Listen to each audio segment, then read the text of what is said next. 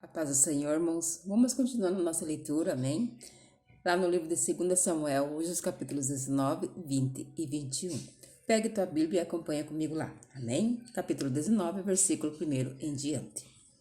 Contaram a Joabe que o rei Davi estava chorando e se lamentando por causa de Absalão. Assim, naquele dia, a alegria da vitória virou tristeza para toda a tropa de Davi, porque eles souberam que o rei estava chorando a morte do seu filho. Eles voltaram e entraram na cidade em silêncio, como fazem os soldados que fogem da batalha envergonhados. O rei havia coberto o rosto e gritava alto: Ó meu filho Absalão! Absalão, meu filho! Então Joabe foi à casa do rei e lhe disse: Hoje o Senhor humilhou os soldados, aqueles que salvaram a sua vida, a vida dos seus filhos e filhas e a vida das suas esposas e concubinas. O Senhor odeia os que o amam e ama aqueles que o odeiam. E mostrou que os seus oficiais e seus soldados não valem nada para o Senhor. Eu estou vendo agora que o Senhor ficaria muito feliz se hoje Absalão estivesse vivo e todos nós estivéssemos mortos. Vá agora e dê uma palavra de elogio aos seus soldados. Se não fizer isso, eu juro, em nome de Deus, o Senhor, que amanhã de manhã nenhum deles estará ao seu lado. Esse seria o pior desastre de toda a sua vida. Então o rei se levantou e foi sentar-se perto do portão da cidade. Os seus soldados souberam que ele estava lá e se reuniram todos em volta dele. Enquanto isso, todos os israelitas tinham fugido, cada um para sua casa. E em todo o país eles começaram a brigar. Eles diziam: O rei Davi nos livrou dos nossos inimigos. Ele nos livrou dos filisteus, mas agora fugiu de Absalão e saiu do país. Nós escolhemos Absalão para ser o nosso rei, mas ele morreu na batalha. Então, por que não tenhamos trazer o rei Davi de volta? O rei Davi soube que os israelitas estavam dizendo. Então enviou os sacerdotes, Zadok e Abiatar, aos líderes de Judá para perguntarem o seguinte: Por que vocês seriam os últimos a ajudar a trazer o rei de volta ao seu palácio? Vocês são meus parentes, da minha própria carne e do meu próprio sangue. Por que vocês seriam os últimos a ajudar a me trazer de volta? Davi também mandou-os dizer a Amasa: Você é meu parente. De agora em diante, você será o comandante do exército em lugar de Joabe. Que Deus me mate se eu não fizer isso. Com essas palavras, o rei ganhou o coração de todos os homens de Judá, e eles mandaram-lhe dizer que voltasse com todos os seus oficiais. Davi voltou e chegou até o Jordão. Os homens da tribo de Judá foram encontrá-lo em Gilgal, para acompanhá-lo na travessia do rio. Ao mesmo tempo, Simei, o benjamita, filho de Gera, da cidade de Baurim, foi depressa ao rio Jordão para se encontrar com o rei Davi. 1000 homens da tribo de Benjamim estavam com Simei. Também Ziba, que trabalhava para a família de Saul, foi ao Jordão com os seus 15 filhos e 20 empregados. Eles chegaram lá antes do rei e atravessaram o Jordão para acompanhar a gente do rei na travessia do rio e fazer tudo o que o rei quisesse. Quando o rei estava se aprontando para atravessar o rio, Simei se jogou no chão em frente dele e disse: Ó rei, eu peço que perdoe o mal que lhe fiz no dia em que o Senhor saiu de Jerusalém. Esqueça o que eu fiz. Nunca mais pense nisso. Eu sei que fiz uma coisa errada e é por isso que eu sou a primeira pessoa das tribos do norte a vir encontrá-lo hoje. Então Abissai, cuja mãe era Zeruia, disse: Simei deveria morrer por ter amaldiçoado aquele que Deus escolheu como rei. Mas Davi disse a Abissai e ao seu irmão Joabe: Vocês, filho de Zeruia, não tem nada a ver com isso. Vocês estão querendo criar problemas. Agora eu sou o rei de Israel, e nenhum israelita será morto hoje. E disse a Simei: Eu juro que você não será morto. Mefibosete, o neto de Saul, também desceu para ir ao encontro do rei. Ele não havia lavado os pés, nem aparado a barba, nem lavado as suas roupas, desde o dia em que o rei tinha saído de Jerusalém até um dia em que voltou vitorioso.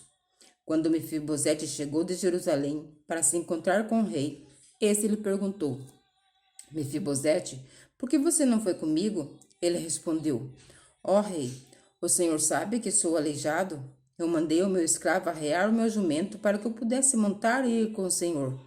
Mas o meu escravo me traiu. Ele lhe contou mentiras a meu respeito. Mas o Senhor é como um anjo de Deus e sabe a verdade. Portanto, faço o que achar melhor. Toda a família do meu pai merecia ser morta pelo Senhor. Mas o Senhor me deu o direito de comer junto com o Senhor. Eu não tenho o direito de lhe pedir mais nenhum favor.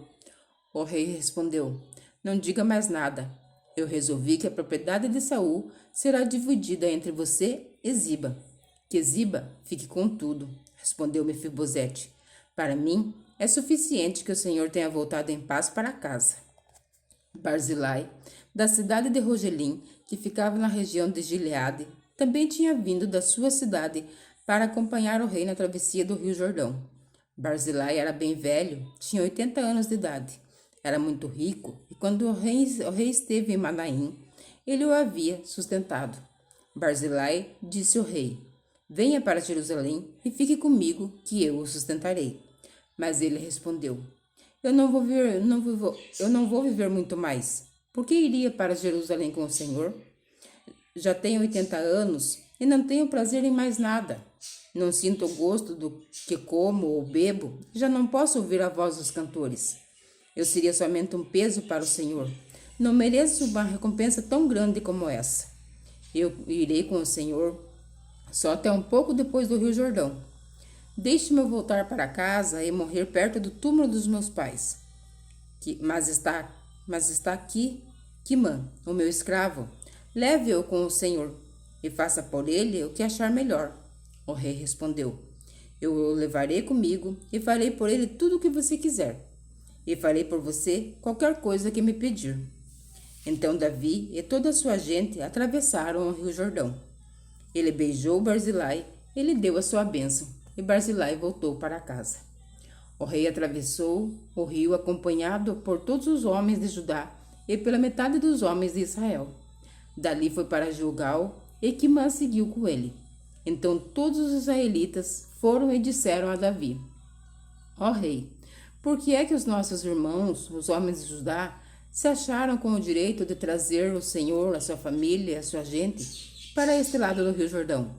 Os homens de Judá responderam: Nós fizemos isso porque o rei é nosso parente. Será que isso é razão para vocês ficarem zangados? Será que o rei pagou pela nossa comida ou nos deu alguma coisa? Os israelitas disseram: Nós temos 10 vezes mais direito sobre o rei do que vocês, embora seja seu parente. Por que é que vocês fizeram pouco caso de nós? Afinal de contas, nós fomos os primeiros a falar de trazer o rei de volta. Mas a resposta dos homens de Judá foi ainda mais violenta do que a dos homens de Israel. Capítulo 20. Aconteceu que estava ali um sujeito ordinário, chamado Seba, filho de Bicri, da tribo de Benjamim. Ele tocou a corneta para reunir o povo e gritou: Abaixo, Davi! Não temos nada a ver com ele, não adianta nada segui-lo. Homens de Israel, vamos voltar para casa. Então todos os israelitas abandonaram Davi e foram com Seba. Mas os homens de Judá ficaram fiéis a Davi e o seguiram, desde o rio Jordão até a cidade de Jerusalém. Davi foi para o seu palácio em Jerusalém e colocou numa casa guardada por soldados as 10 concubinas que havia deixado tomado conta do palácio. Ele lhes deu tudo o que precisavam, porém não teve relações com elas, e elas foram obrigadas a ficar dentro de casa o resto da vida, vivendo como viúvas. O rei disse a Amasa: Convoque todos os homens de Judá e esteja aqui de volta com eles depois de amanhã. Amasa saiu para convocar os homens, porém não voltou no dia que o rei havia marcado. Então disse Davi a Abissai: Seba vai nos dar mais trabalho do que Absalão. Pegue os meus homens e vá atrás dele. Senão, ele poderá tomar algumas cidades cercadas de muralhas e escapar de nós. Então os homens de Joabe, os quetitas e os peretitas e os soldados mais valentes seguiram Abissai. Eles saíram de Jerusalém para perseguir Seba. Quando chegaram à Pedra Grande, na cidade de Gibeão, Amasa encontrou-se com eles. Joabe estava vestido com roupa de guerra e tinha uma espada na bainha, que levava pendurada no cinto. Quando ele avançou, a espada caiu. Então Joabe disse a Amasa: Como vai, meu amigo? E pegou na barba de Amasa com a mão direita para beijá-lo. Amasa não reparou que Joabe tinha uma espada na outra mão. Então Joabe enfiou a espada na barriga de Amasa e os seus intestinos saíram e se esparramaram pelo chão. Ele morreu na mesma hora. Joabe não teve de feri-lo uma segunda vez. Em seguida, Joabe e o seu irmão Abissai continuaram a perseguir Seba. Um dos soldados de Joabe ficou perto do corpo de Amasa e gritou: Todos os que estão do lado de Joabe e são a favor de Davi, sigam Joabe. O corpo de Amasa ficou estendido no meio da estrada, coberto de sangue. O ajudante de Joabe viu que todos estavam parando, então arrastou o corpo para fora da estrada e estendeu um cobertor sobre ele, porque todos os que viam paravam. Depois que o corpo foi tirado da estrada, todos foram com Joabe perseguir Seba. Seba atravessou as terras de todas as tribos de Israel e foi parar na cidade de Abel-Bet-Macá. Todas as pessoas do grupo de famílias de Bicri se reuniram e foram com ele para dentro da cidade. Os soldados de Joabe chegaram e cercaram a cidade. Eles construíram rampas de terra encostadas às muralhas e também começaram a cavar debaixo da muralha para fazê-la cair. Havia na cidade uma mulher muito esperta. Ela gritou do muro: Escutem, escutem. Digam a Joabe para vir aqui, que eu quero falar com ele. Joabe foi e ela perguntou: Você é Joabe? Sim, sou, respondeu ele. Escute, senhor, disse ela. Estou escutando, respondeu ele. Então ela disse: Antigamente costumavam dizer: Vão e peçam conselho nas cidades de Abel. E era assim que resolviam os problemas. A nossa cidade é grande e uma das mais pacíficas e leais de Israel. Por que você está tentando destruí-la? Você quer arrasar o que pertence a Deus, o Senhor? Nunca, respondeu Joabe. Eu nunca destruirei nem arrasarei a sua cidade. O nosso plano não é esse.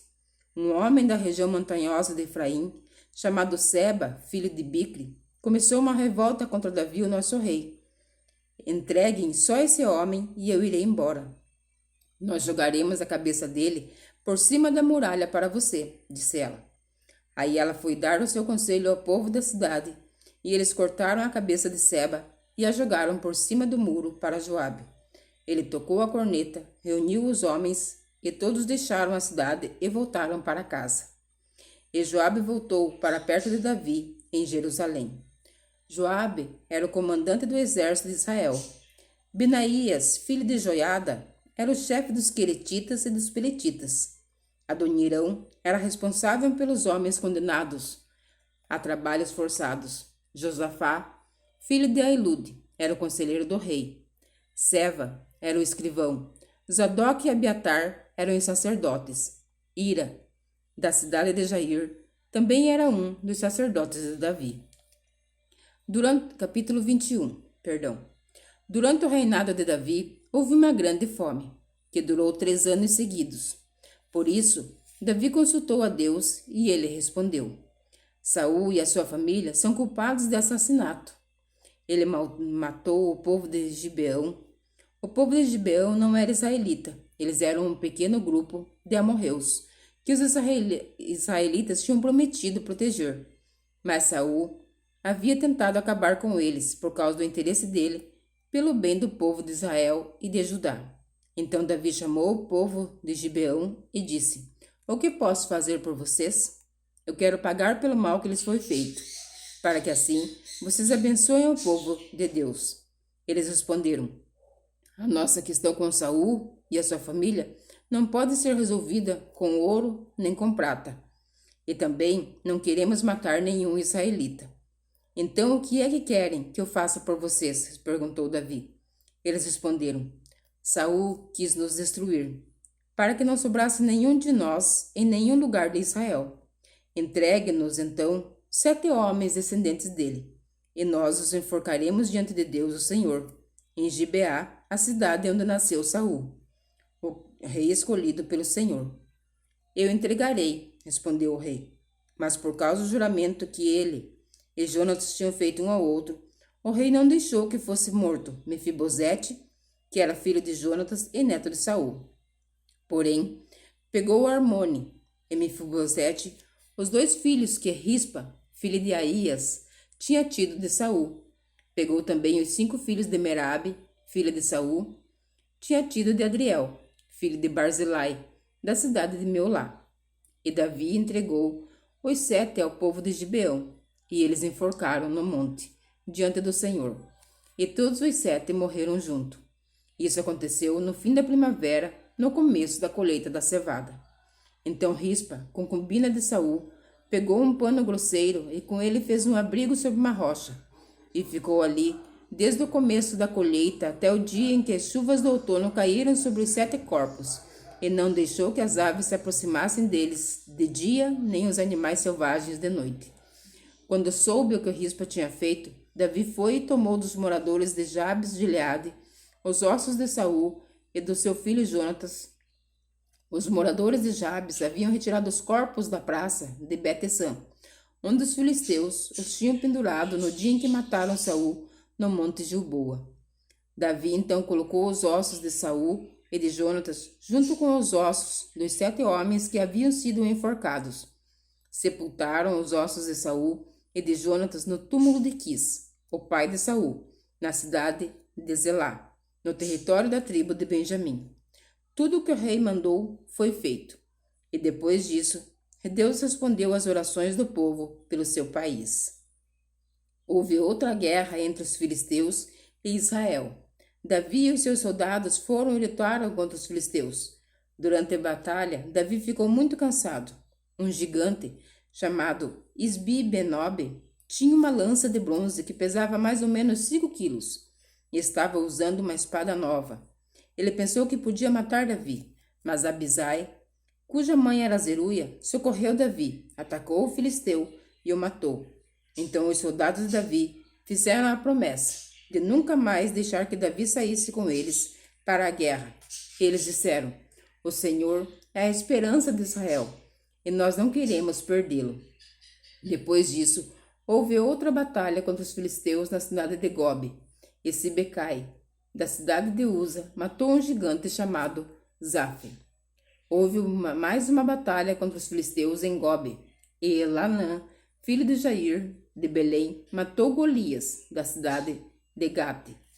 O cabo da lança de Golias era da grossura do eixo de um tear de tecelão. E houve ainda outra batalha em Gate. Ali havia um gigante, descendente dos antigos gigantes, que tinha 6 dedos em cada mão e em cada pé. Ele desafiou os israelitas e Jonatas, filho de Simeia, irmão de Davi, o matou. Esses 4 eram descendentes dos gigantes da cidade de Gate e foram mortos por Davi e os seus soldados. Amém. Que o Senhor Jesus continue abençoando a minha e a tua vida. Amém. Que o Senhor Jesus continue abrindo a nossa mente para que possamos continuar entendendo a palavra dele. Amém. E que você fique na santa paz do Senhor Jesus.